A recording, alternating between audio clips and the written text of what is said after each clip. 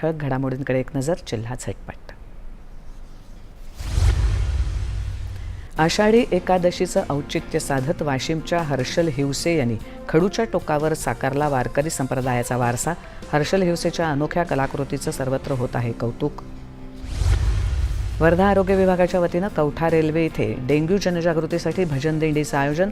गावातील प्रमुख रस्त्यांवरून जनजागृतीपर गीताद्वारे डेंग्यूपासून बचावाचा दिला संदेश.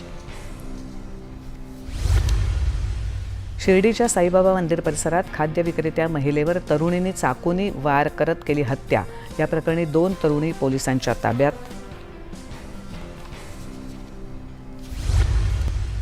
नागपूर जिल्ह्यातील 28 दिव्यांग व्यक्तींना महसूल मंत्री चंद्रशेखर बावनकुळे यांच्या हस्ते 3 चाकी ई-बाईकचं वितरण. या बाईकमुळे दिव्यांगांना रोजगाराचा पर्याय होणार उपलब्ध.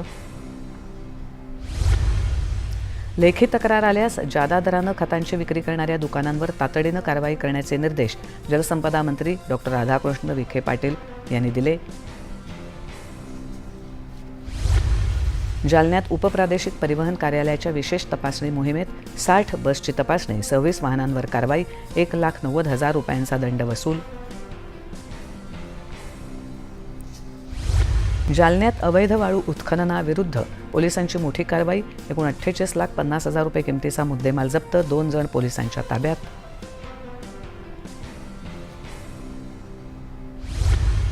सातारा येथील डाकेवाडीचा अक्षर वारकरी संदीप डाकवे यांनी साकारली आध्यात्मिक अभंग आणि त्याची विलोभनीय कॅलिग्राफी. 2016 पासून वाखरीच्या उभ्या रिंगणातून मिळालेल्या प्रेरणेतून साकारत आहेत ही अक्षरवारी.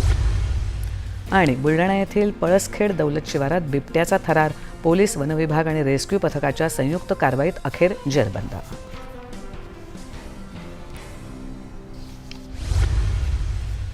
युनायटेड किंगडमचं पंतप्रधान पद स्वीकारले.